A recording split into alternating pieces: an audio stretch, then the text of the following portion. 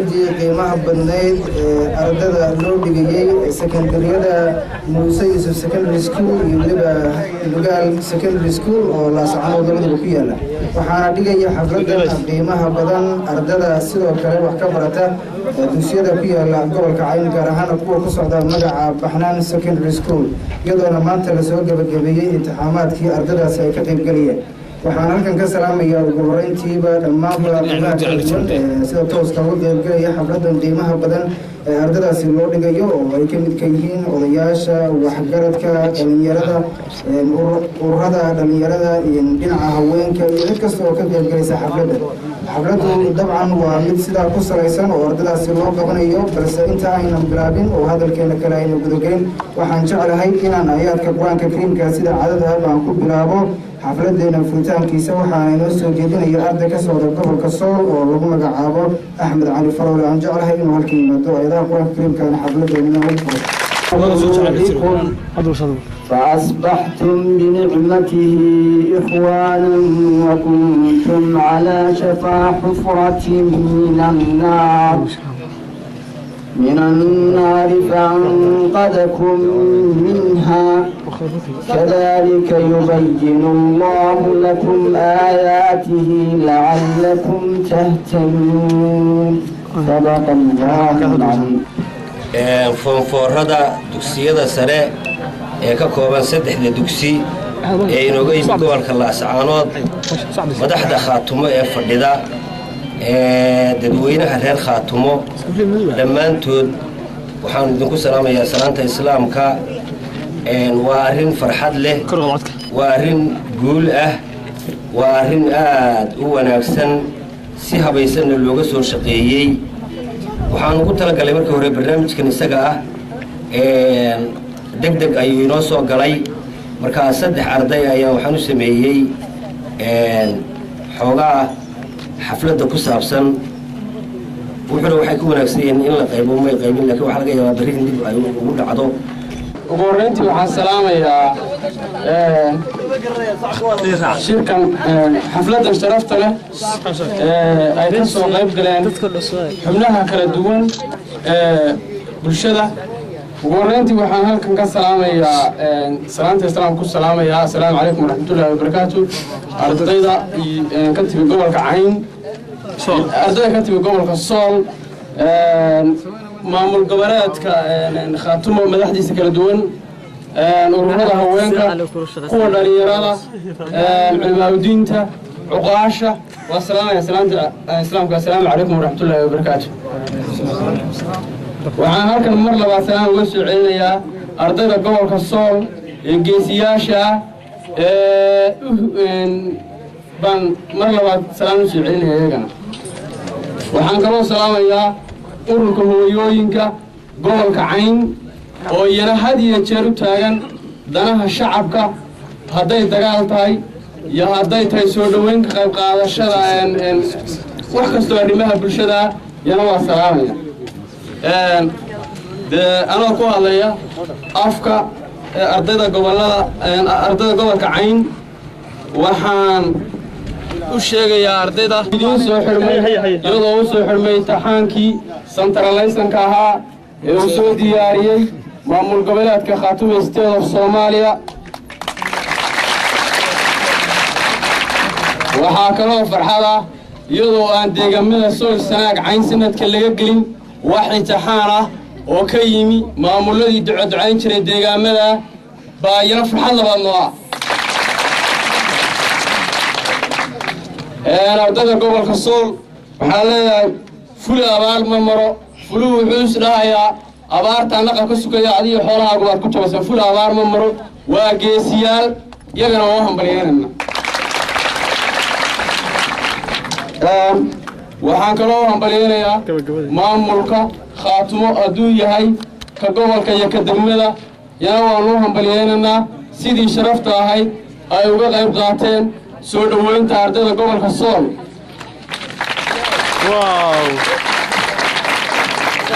waxaanu kaloo yanaan halkan uga soo hambalyeynay hambalyada uga sii dirayaa haweenka dhulbahante ee deegaamada Sool Sanaag iyo Cayn oo iyagu mar walba u taagan ragga xoolaha baa lagu yarxantaa salariga inay meel ka qaataan. haweenka dhulbahante ayaa mar labaad salaan ilaa haweenweynaha Khaatumo ilaa shirkii Khaatumo tariix lagu soo dhisay Khaatumo waxay ka geysteen waad ogtihiin haweenku mar walba waxay u taagan yihiin waa muwaadiniin qaran iyagu boqolkiiba boqol iyagu waa muwaadiniin.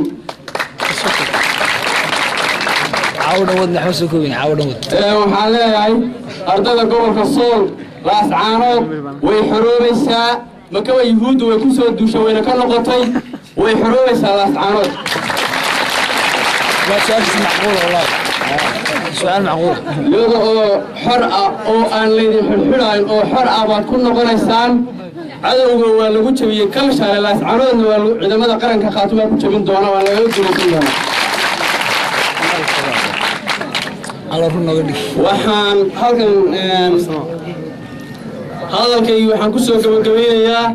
guul baan idinku soo dhaweynaynaa waa deegaankiinni waa joogaysaan inta doontaan baad joogaysaan maamulka Khaatume State of Soomaaliya laamihiisa kala duwan baad ka qayb qaadanaysaan mar haddaanu nahay anagu dhalinyaradii soo qayb gashay xafladda qaymaha iyo qaayaha weyn waxaan ku salaamayaa salaamta islaamka assalaamu calaykum waraxmatullaahi wabarakaatu.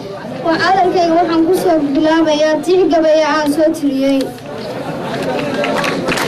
goboladii soo saarkiiyo beeraha odalka kuwa rag baa qaatay oo ku dhadhabaye dhulkeenii ku dhiidhiyo raggii dhiiggii lahaayo markii raggeeniyo mahadhadii daraawish isku tageen madashii taleex guul baa dhalatay macno baanu yeelane guushuna waaye beenu gaashaan qaadne garab siiya dowladdeena Khaatumo midnimada Soomaaliya aynu muujina gol Khaatume waan ku dhowrayaa rabbi kuma dhibe waan ku dhowrayaa diinteena wacan iyo nagu khatin sharaftay lahaayeen mahadhadii daraawish. intaas ayaan kusoo gabagabeynaya waana salaamantiin شرف رئيسكم حفلة سلاك ليس واسمي وحكو سلام يا سلام الإسلام السلام عليكم ورحمة الله وبركاته. سلام تمام بدوينها قبل كعين كرهان بدوينها رب الله سلا قيمها إيقاعها لنوسو دويين إسلام كان نوسو دويين عاصمة اللوات قبل كعين بوه waxaan kaloo halkan ka salaamayaa dhammaanba madaxda maamul goboleedka Khaatume State of Soomaaliya hadday ahaan lahaayeen golaha madaxtooyada golaha wasiirada golaha dhaqanka iyo golayaasha kala duwan ee maamul goboleedka Khaatume State of Soomaaliya. inta ka bacdi waxaan halkan mahadnaq uga soo jeedinayaa dhammaanba dhalinyarada gobolka Cayn ururada hooyooyinka gobolka Cayn dhammaanba bahda saxaafadda iyo dhammaanba dadweynaha ku sugan xafladan waxaan leeyahay walaalayaal aad iyo aad baad ugu mahadsantihiin soo dhaweynta qiimaha iyo qaayaha leh ee aad noogu soo dhaweyseen gobolkaygii labaad magaaladeedii labaad xaruntii gobolka Cayn baanu leenahay xaruntii halganka ee Khaatumo. intaa kabacdi haddaan usoo gudbo ardayda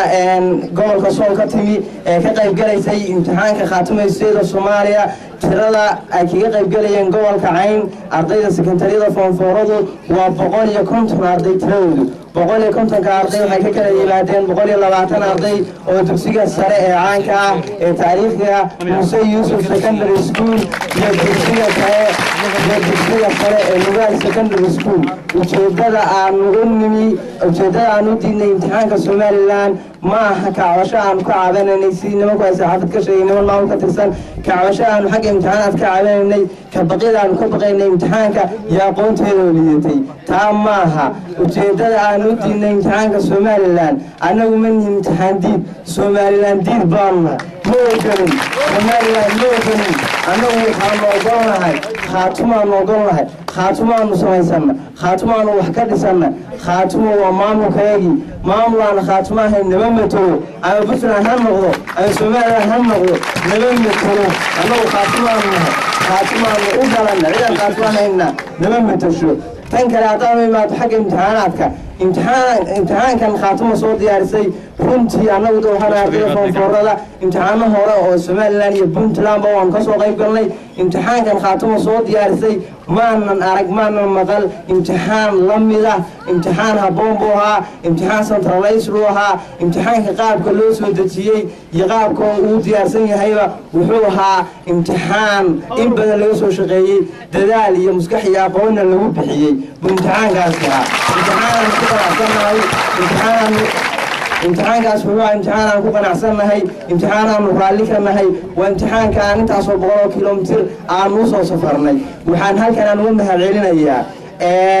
waaxda waxbarashada ee khaatimo gaar ahaan agaasimaha waaxda waxbarashada agaasimayaasha kale iyo dhammaan muraaqibiinta iyo macallimiintii isku soo hawshay imtixaankan waxaan kaloo mahadcelinayaa jaaliyadda khaatimaysteeda Soomaaliya meel kasta ay joogaan waxaan adduunka u sheegayaa oo aan adduunka u cadaynaynaa inaanan ahayn Somaliland oo inaanan ahayn Puntland inaan nahay khaatimo inaan dadweyne khaatimo u dhashay wixii hadday noqon lahayd anagoo ku hadlaya magaca ardayda khaatimo oo dhan hadday noqon lahayd xagga deeqaha waxbarashada xagga hay'adaha wax walba waxaan adduunka codsanaynaa in maamulkeena loogu soo dhiibo ardayda ka timi gobolka Sool gaar ahaan dugsiga sare ee caanka ahaa sidii uu hore uga dhawaajiyay Shaafici Garaadsamaan dugsiga caanka Muuse Yuusuf Secondary School waxaan aad iyo aad u salaamayaa xafladeenan aadka iyo aadka u qiimaha badan ee nagu soo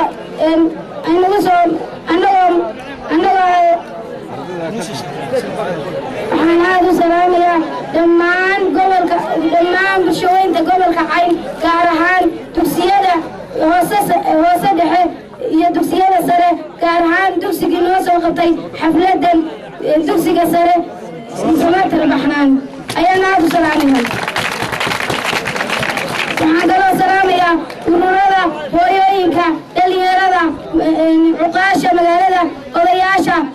dhammaan bulshooyinka gobolka Cayn anigoon kala reebayn odayaal islaamo haween hooyooyinka iyaga aadka iyo aadka u qiimaha badan ee noogu soo halgamay hablaha iyaga aadka iyo aadka u qiimo badan ee wax kasta noo qabtay baan aad iyo aad u salaamayaa waxaan salaamayaa dhalinyarada aadka u wacan ee gobolka Cayn waan idin salaamayaa walaalayaal mana ilaawayo abaalka aad noo gasheen waana idinku soo hambalyeynaya annagoo caasimadda gobolka Sool laascaanood idinku soo dhaweynayna sanadkiisa aana final examka aad ku gali doontaan annagoo aad iyo aad annagoo u farxad badan aanu ku galay maalintii khamiistii iskuulka Darwiish dugsiga hoose dhexe ee Darwiish annagoo aad iyo aad jooga ugu faraxsanaa annagoo murugo ku gali jirnay Soomaalidiidka ama Somaliland annagoo murugo iyo tacaddi naga muuqdo aan u fadhiisan jirnay imtixaankayga aan u fadhiisanay annagoo farxad iyo rayn iyo dhunkasho ku galay imtixaankayagii 24 bishii shanaad 2012 waa maalin taariikhi mudan badan waana maalintii ku xigtay waa maalintii isniintii 28 bishii shanaad 2012 waa maalin iyadna taariikh aad u weyn oo mudan annagoo jajabinay qalmaan aad u fara badan annagoo faraxsan waayo waanu qalin jabinay maanan arag ardaydeeda qiimaha badan oo halka wada fadhina waxaan hiigsanaynay waanu gaarnay hadafkayagii waana idin baryanaya walaalayaal ardayda gobolka Cayn aad iyo aad bay meel kaga taala meel ilaawi doono waan ku noqonaynaa laascaanood waan iimanaynaa ama naxira ama nadaaya ma ka tagayno waa magaaladeedii annaga xornimo samaynayna ama naxira ama nadaaya kama tagayno waxaan salaamayaa dhammaan garaadada dhulbahante aad iyo aad baan idin salaamayaa waxaan salaamayaa maamul goboleedkeena caanka khaatumaysteeda of Soomaaliya ha noolaado Soomaaliya ha israacdo waan salaamayaa maamulkeena aad iyo aad u qiimo badan waxaan salaamayaa aad iyo aad u salaamayaa saxaafadeena dhulbahante ama inamadeenna yaryar ee daada yaryar ee hortuman aad baan idin salaamayaa walaalayaal waan idin salaamayaa mar labaad iyo mar saddexaad iyo mar afraad waxaan salaamayaa gobolka Cayn dhammaantood waan salaamayaa السلام عليكم ورحمة الله وبركاته aad iyo aad ayaan ugu mahadnaqayaa bishay barnaamijkan ee ugu talagashay in ay xaflad ugu samayso ardadii ka qayb qaadatay imtixaanka halka xoogaa yar baan sixi lahaa 7 iskuul 6 iskuul oo dibadda ah iyo 3 iskuul oo gudaha ah ayaa secondary ayaa ku galay imtixaanka darwiish ardada kale waxaa ka mid ah Ilays way joogaan Boosaaso way joogtaa ardadeedii Hargeysa joogta Burca joogta ardadaasna waxay ka mid yihiin ardada loo qabtay xafladda maxaan ku dhawaayay dhibaatada ardada soo martayna waad ogeydeen iyagoo markii hawshu dhacday ku talagalay inay aadaan Turku Hargey Buuhoodle meesha la yiraahdo xudun iyagoo qof ka garanaynin kalsoonida ay ku aadeen Turku way ugu tageen way kaga helaan aad baan ugu mahadcelinayaa qodobka kale aan ku daray waxa way 8 May maalinta kabitaanka ardadu ay soo jeedisay wasaaradda ahaan waan soo dhaweynaynaa aad iyo aad baan ugu mahadsantihiin inaad taa sheegtaan hal qodob baan ku daray xagga waxbarashada dhibaatooyinka ardadu ka soo martay laascaano ee barnaamijkii ay wasaaradda waxbarashada ee Soomaaliland ugu talagashay inay nacasiiso waxbarashada ardada waxaan sheegi lahaa ardada Soon iyo Sanaag iyo Cayn waxaan markaa uga dhigayaa mar hore waan sheegay waan maranayaa xamar bargi imtixaanaadka lagu qaadi jiray jaamacadda marka la gelayo kaalinta koowaad talabaad saddexaad iyo ardada jaamacadda heshaba waxay noqon jireen ardada wax ka barata Soon iyo Sanaag iyo Cayn waxaa markaati ka Cabdullaahi Maxamed Mire ayaa wuxuu ka wasiir waxaa la yidhi ardada Soon iyo Sanaag imtixaanka waxaa loo sameeyaa ogaan baa lagu soo qoraa kaalmaha Maxamed Siyaad Barre loo geeyey waa arrin Soomaalidu ay markhaati ka tahay wuxuu yidhi ha lagu galo xarfaha wixii ka kacaya meel ku galan ba wixii ka kacaya meel ku galan waa la qaybiyey waxaa hubaala ardadii ugu faraha badnayd markii la qaybiyey wallaahi waxay ahayd asxaabada reer boodira reerga oo maanta jaamacadda ayaga helay kan imika la joogay imika qolada Soomaaliland ay leedahay ardadii waxa la horiyay dib jir waxbarashada marka lagu tartamo waxay Soomaaliland markhaati ka tahay ee ay tahay deel islaamig oo halkaa la fadhiyo oo nin la darajadiisa la harin karaynin waa tii dhacday waxbarashadii gabdhuhu ee 16 iskuul dugsiga sare ay isugu yimaadeen Hargeysa kaalintii aanu ka galayna waa la wada ogyahay laakiin marka imtixaanka la saxayo ee natiijada la qorayo waxa weeyaan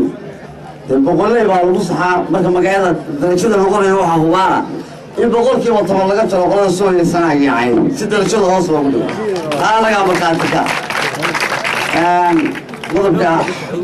aad iyo aad baan maasantii halka soo gabagabay tirada ardada gashay imtixaanaadka dugsiyada dhexe 230 waxay ka galaan xudun kuwa calisteena tabaa jooga wali tarkoobkii la soo keenay halkan 206 baa jooga dugsiyada sare ah oo ka kala yimid goolaha waxaan u mahadnaqayaa hawshan halganka ay ardadu gaadheen aad baan u mahadnaqayaa dadkii soo dhaweeyay waa u mahadnaqayaa waxaan u maleynayaa imtixaanka maanta waxaa saxaya oo cadaalad ku saxaya maamulkii aad dhisateen kii aad lahaydeen boqollayna laydinkaga jari maayo cadaaladna waa laydinku saxayaa rabitaankiinna aad rabteen go-aanka aad gaadhina waan iskula shaqayn waxbarasho ahaan